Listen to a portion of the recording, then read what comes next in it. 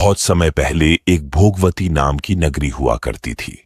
उस नगरी में राज रूपसेन का राज्य हुआ करता था। राजा को शादी करने का बड़ा मन था। एक दिन राजा ने अपने चिंतामणि नाम के तोते से पूछा, बताओ मेरी शादी किसके साथ होगी? तोते ने कहा, मगध की राजकुमारी चंद्रवाती से। राजा ने तोते की बात सुनने के बाद एक ज्योतिषी को बुलाकर यही सवाल पूछा।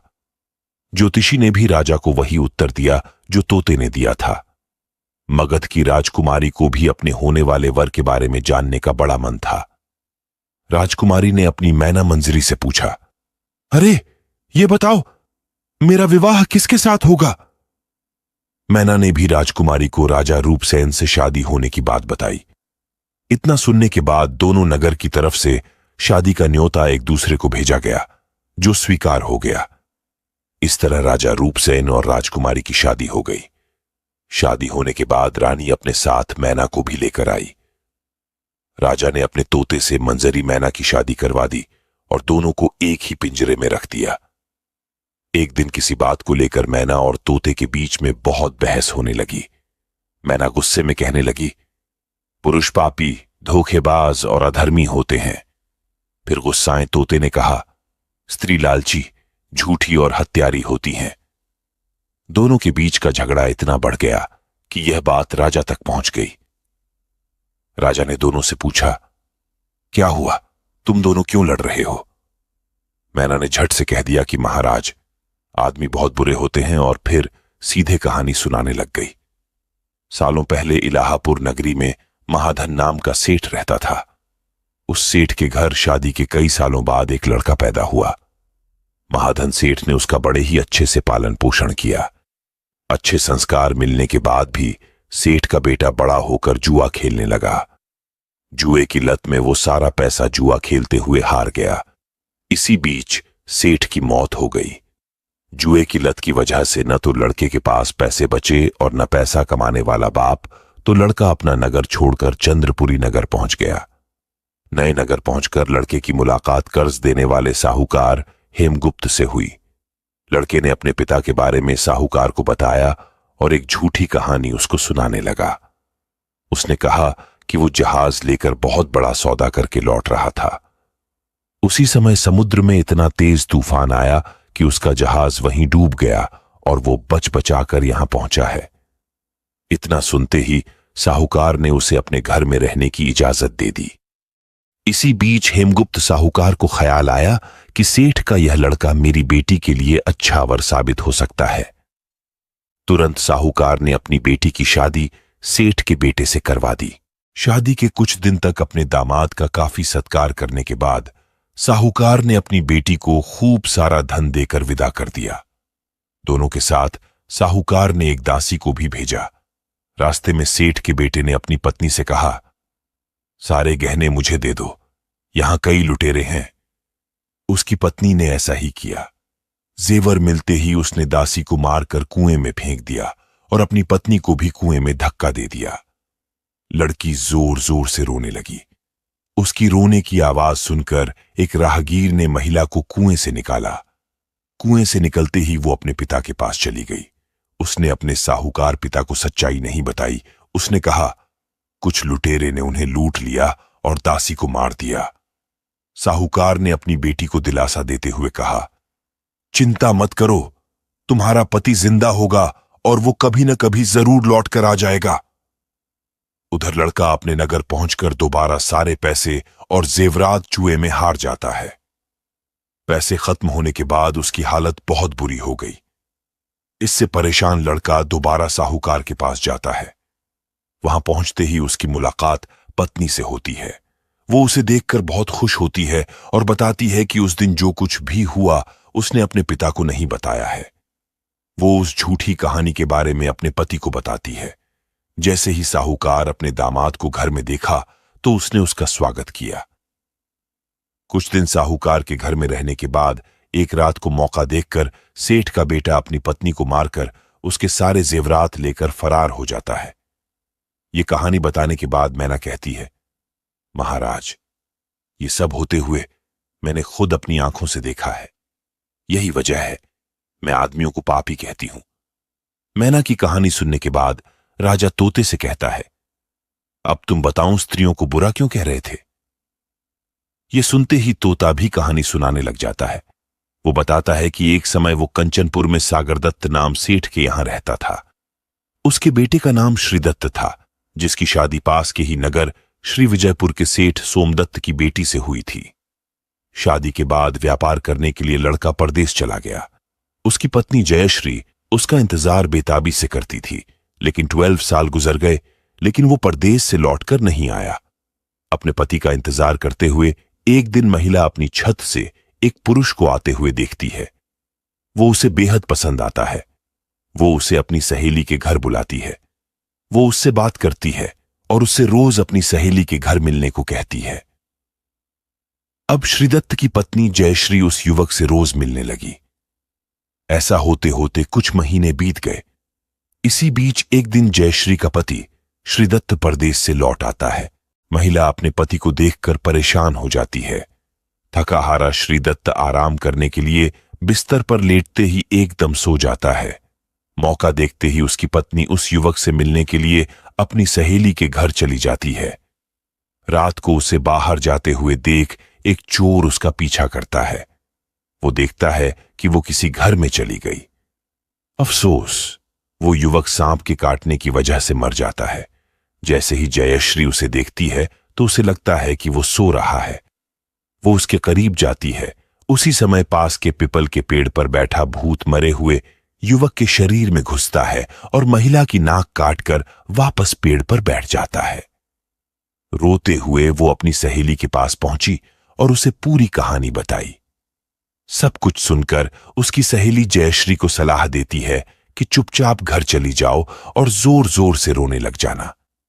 जैसे ही कोई नाक के बारे में पूछे तो कह देना कि तुम्हारे पति ने काट दी है। वो ऐसा ही करती है। लड़की का पिता श्रीदत्त की शिकायत करता है। इसके बाद सभा में सभी पेश होते हैं। जैसे ही राजा लड़की की कटी हुई नाक देखता है तो गुस्से में उसके पति को सूली से लटकाने का फैसला सुना देता है। उस सभा में वो चोर भी मौजूद होता है, जिसने श्रीदत्त की पत्नी को रात में घर से बाहर जाते और अन्य चीजों को देखा था। राजा द्वारा सुनाई गई सजा को सुनते ही चोर बहुत दुखी होता है। वो किसी तरह से हिम्मत करके राजा को सारी कहानी बताता है। कोई भी उसकी बात पर विश्वास नहीं करता तो चोर कहता है, आप वहां चलकर देख लीजिए, भूत भी वहीं है और युवक की लाश भी। जब जांच की जाती है तो बात सच निकलती है।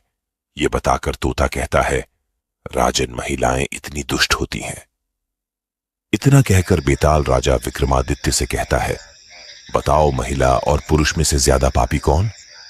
राजा कुछ देर सोचकर बताते हैं, महिला ज्यादा पापी है। बेताल कहता है, कैसे? राजा ने जवाब में कहा, विवाहित होने के बावजूद महिला की पर पुरुष पर नजर थी और उसने अपने पति को धोखा दिया।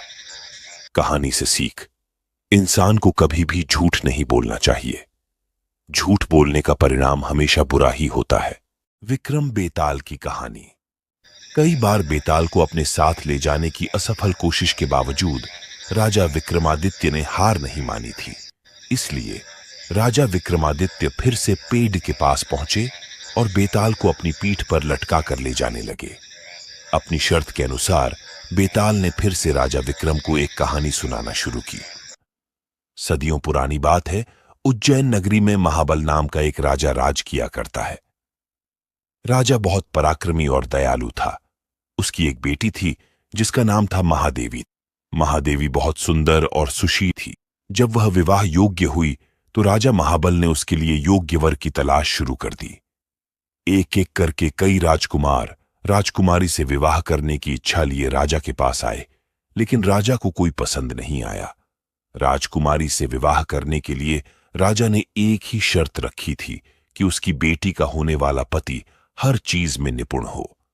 इस तरह कई दिन बीत गए, लेकिन राजा को कोई अपनी बेटी के लिए योग्य वर नहीं मिला। एक दिन की बात है, जब राजा अपने दरबार में बैठे थे कि तभी वहां एक राजकुमार आया और उसने कहा, मैं राजकुमारी महादेवी से विवाह करना चाहता हूं।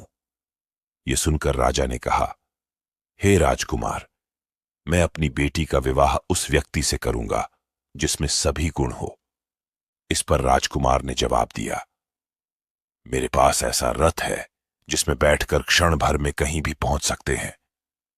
यह सुनकर राजा ने कहा, ठीक है, तुम कुछ दिन रुको, मैं राजकुमारी से पूछकर तुम्हें जवाब दूंगा। कुछ दिनों बाद एक और राजकुमार वहां पहुंचा। उसने राजा ने कहा, मैं त्रिकालदर्शी हूं और भूत, वर्तमान व भविष्य तीनों देख सकता हूं। मैं चाहता हूं कि राजकुमारी का विवाह मुझसे हो। राजा ने उसे भी इंतजार करने को कहा। कुछ दिनों के बाद राजा महाबल के पास एक और राजकुमार उनकी बेटी का हाथ मांगने आया। राजा ने उससे पूछा कि तुम में ऐसा क्या गुण है जो मैं अपनी पुत्री का विवाह तुम्हारे साथ करूं? राजकुमार ने कहा, राजन, मैं धनुर्विद्या में निपुण हूं। मेरे जैसा धनुर्धारी दूर दूर तक कोई नहीं है। राजा ने उससे कहा, बहुत खूब राजकुमार, आप कुछ दिन प्रतीक्षा करें, मैं अपनी बेटी से बात करके आपको जवाब दूंगा। अब राजा असमंजस में गया कि तीनों ही राजकुमार गुणवान हैं, लेकिन वह तीनों से तो राजकुमारी की शादी कर नहीं सकता। तो अब सवाल यह था कि राजकुमारी का विवाह किससे होना चाहिए। वहीं दूसरी ओर एक भयानक राक्षस राजकुमारी महादेवी पर नजर लगाए बैठा था और एक दिन मौका मिलते ही वह राजकुमारी को उठा कर ले गया। ये खबर जैसे ही महल में फैली तो राजा, रानी और तीनों राजकुमार एक जगह इकट्ठा हो गए। त्रिकालदर्शी राजकुमार ने बताया कि वह राक्षस राजकुमारी को विंध्याचल पर्वत पर ले गया है। इस पर पहले राजकुमार ने कहा, मैं अपना रथ लेकर आता हूं, हम सब उस पर बैठकर विंध्याचल चल सकते हैं। तीसरे राजकुमार ने अपना तीर कमान निकाला और कहा, मैं उस राक्षस को मार गिराऊंगा। इसके बाद तीनों राजकुमार रथ पर बैठकर विंध्याचल पर्वत की ओर चल पड़े। उन्हें जैसे ही वह राक्षस दिखा तो धनुर्धारी राजकुमार ने कुशलता से उसका वध कर दिया और वो राजकुमारी को बचाकर फिर से महल ले आए। इस कहानी को सुनाने के बाद बेताल ने राजा विक्रम से कहा, राजन, राजकुमारी को बचाने में तीनों राजकुमारों का योगदान था। तो अब तुम मुझे बताओ कि राजकुमारी का विवाह किससे होना चाहिए। राजन, मैंने सुना है कि तू हमेशा न्याय करता है, जल्दी उत्तर दे वरना तेरे सिर के टुकड़े टुकड़े कर दूंगा। इस पर राजा विक्रमादित्य ने उत्तर दिया कि राजकुमारी का विवाह धनुर्धारी राजकुमार से होना चाहिए, क्योंकि उसने राक्षस से राजकुमारी को बचाया और बाकी दोनों राजकुमारों ने केवल उसकी मदद की। बस फिर क्या था, जैसे ही राजा बोला, बेताल उसकी पीठ से उदहकर फिर से पेड़ पर जा लटका। कहानी से सीख, मुश्किल समय में साहस ही काम आता है, इसलिए मुसीबत को देखकर घबराए नहीं, हमेशा साहस दिखाएं। विक्रम बेताल की कहानी। कई प्रयासों के बाद राजा विक्रमादित्य ने एक बार फिर बेताल को पकड़ लिया। वह उसे जब योगी के पास ले जाने लगे तो बेताल ने नई कहानी शुरू कर दी। बेताल ने नई कहानी सुनाते हुए कहा, एक समय की बात है, धर्मपुर नाम के नगर में गंधर्वसेन नाम का युवक रहता था। गंधर्वसेन की कदकाठी बहुत आकर्षक थी। यही कारण था कि कई महिलाएं उससे विवाह करना चाहती थीं, लेकिन गंधर्वसेन को उनमें से एक भी महिला पसंद नहीं थी। ब्राह्मण पुत्र गंधर्वसेन जब अपने अश्व पर सवार होकर नगर में निकलता था तो सारी महिलाएं उसे देखती रह जातीं। गंधर्वसेन किसी की तरफ नहीं देखता और तेज गति से नगर को पार करके रोजाना एक मंदिर की ओर निकल जाता था। यह मंदिर काली देवी का मंदिर था। गंधर्वसेन काली मां का बहुत विराट भक्त था। वो हर दिन मां काली की पूजा किया करता था। एक दिन जब वो मंदिर से लौट रहा था तो उसने नदी के किनारे एक धोबी की पुत्री को वस्त्र धोते हुए देखा। वह कन्या गंधर्वसेन को बहुत सुंदर लगी। गंधर्वसेन को उस कन्या से प्यार हो गया और वो दिन रात उसी के बारे में सोचने लगा। एक दिन उसने काली मां के मंदिर में पूजा करते हुए ये प्रतिज्ञा ली कि अगर वो कन्या उसकी हो गई तो वो काली मां के चरणों में अपना शीश चढ़ा देगा। गंधर्वसेन खाना पीना भूल चुका था। वो दिन रात उसी कन्या के बारे में सोचता रहता। इसका परिणाम ये हुआ कि गंधर्वसेन बीमार हो गया। गंधर्वसेन की बीमारी की खबर सुनकर उसका सबसे अच्छा मित्र देवदत्त उससे मिलने आया। अपने परम मित्र को बिस्तर पर देख देवदत्त ने उसकी उदासी का कारण पूछा। गंधर्वसेन ने देवदत्त को अपना हाल सुनाया और बोला कि उस कन्या से अगर मेरा विवाह नहीं हुआ तो मैं मर जाऊंगा। देवदत्त अपने मित्र से बहुत प्यार करता था, इसलिए उसने उस कन्या को ढूंढने की ठानी। देवदत्त उस कन्या को खोजने में सफल हुआ। देवदत्त ने उस कन्या के पिता से कहा कि अपनी पुत्री की शादी गंधर्वसेन से कर दें। कन्या के पिता ने सारी स्थिति का जायजा लिया और अपनी पुत्री का विवाह गंधर्वसेन से करा दिया। शादी को 5 दिन बीत गए और गंधर्वसेन उस प्रतिज्ञा को भूल चुका था जो उसने काली मंदिर में ली थी। एक दिन सपने में गंधर्वसेन को अपनी छाया दिखाई देती है। उसकी छाया उसे वो प्रतिज्ञा याद दिलाती है और कहती है कि अगर तुम ये प्रतिज्ञा पूरी नहीं करोगे तो स्वार्थी कहे जाओगे। अगले दिन गंधर्वसेन को अपनी गलती का एहसास होता है और वो काली मंदिर में अपनी बलि देने के लिए तैयार हो जाता है। वो अपने मित्र देवदत्त को बुलाता है और उससे कहता है कि मैं, तुम और तुम्हारी भाभी मंदिर चलते हैं। मैं पूजा करूंगा और तुम बाहर अपनी भाभी का ध्यान रखना। देवदत्त मंदिर चलने को तैयार हो जाता है। सभी लोग मंदिर पहुंचते हैं। गंधर्वसेन मंदिर के अंदर अपनी प्रतिज्ञा पूरी करने चला जाता है। देवदत्त और गंधर्वसेन की पत्नी बाहर उसकी प्रतीक्षा करते हैं। बहुत समय तक जब गंधर्वसेन बाहर नहीं आता तो देवदत्त मंदिर के अंदर चला जाता है। देवदत्त अंदर जाकर देखता है कि गंधर्वसेन ने अपनी तलवार से अपना सिर काटकर काली मां को बलि चढ़ा दिया है। यह देखकर देवदत्त घबरा जाता है। देवदत्त सोचता है कि कोई भी व्यक्ति यह यकीन नहीं करेगा कि गंधर्वसेन ने अपनी हत्या खुद की है। सब ये सोचेंगे कि देवदत्त ने अपने मित्र को मारा है ताकि वो उसकी पत्नी से विवाह कर सके। इस आरोप से बचने के लिए देवदत्त ने गंधर्वसेन की तलवार से अपना सिर भी काट लिया। थोड़े समय बाद गंधर्वसेन की पत्नी अपने पति और उसके मित्र देवदत्त को खोजने मंदिर आई। वहां दोनों मित्रों की लाश देखकर डर गई। उसने सोचा कि लोग उन दोनों की हत्या का आरोप मेरे ऊपर लगाएंगे। इस लांछन से अच्छा है कि मैं भी मर जाऊं। जैसे ही उस कन्या ने अपना सिर काटने के लिए तलवार उठाई, वैसे ही वहां मां काली प्रकट हुई। मां काली ने कहा, पुत्री, मैं तुमसे प्रसन्न हूं। बोलो, क्या वरदान मांगती हो? कन्या ने कहा, आप इन दोनों को जीवित कर दीजिए। काली मां बोली, तुम इन दोनों के सिर इनके शरीरों पर रखोगी तो ये जीवित हो जाएंगे।